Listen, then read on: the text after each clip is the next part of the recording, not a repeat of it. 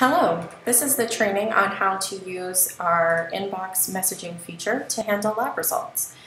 In this example, we'll be going through the MOA workflow and what to do to send these results to the physicians, as well as what to do to call patients back in and send information to the physicians so that when that patient comes back in, the information is easily accessible.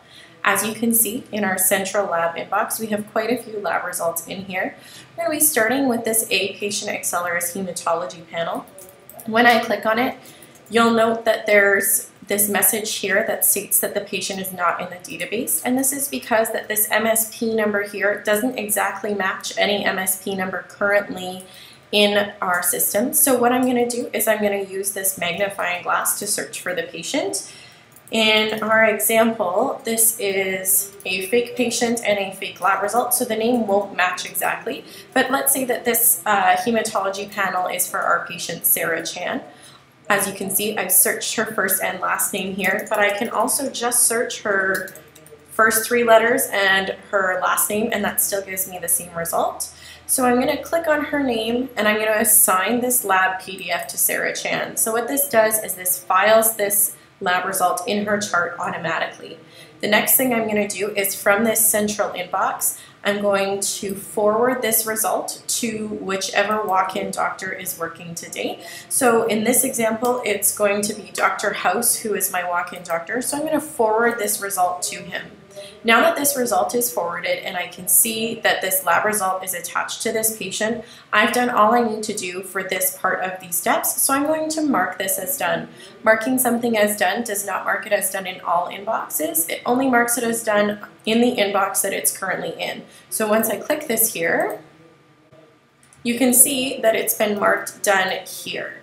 I'll then move on to my next lab result, and I can continue to attach to patients and share and forward it off to other users. I've now received my inbox message back from the physician that this result that I forwarded on Sarah Chan needs to result in a patient call. So I'll click on this result here, and I can see that it's the hematology panel that we saw earlier, and I can see there's quite a few different results that are abnormal. So what I'll do is I'm going to click this patient chart button here, and that's going to take me to the main patient screen where I'm able to see the cell phone number and the home phone number. So I'm going to give Sarah Chan a call. Now unfortunately it looks like she's not available and I had to leave a message. Rather than send a message back to Dr. House letting him know that, I just want to leave an internal message for the other MOAs as well, letting them know that this patient's been called. So I'll click on this result, and I'll go to comments, and I'm going to leave a comment here, and what I'm going to say is that I left a message on Sarah's voicemail, and then I'm going to do the date and time. So today is August the 14th, and it's currently 2:07 p.m.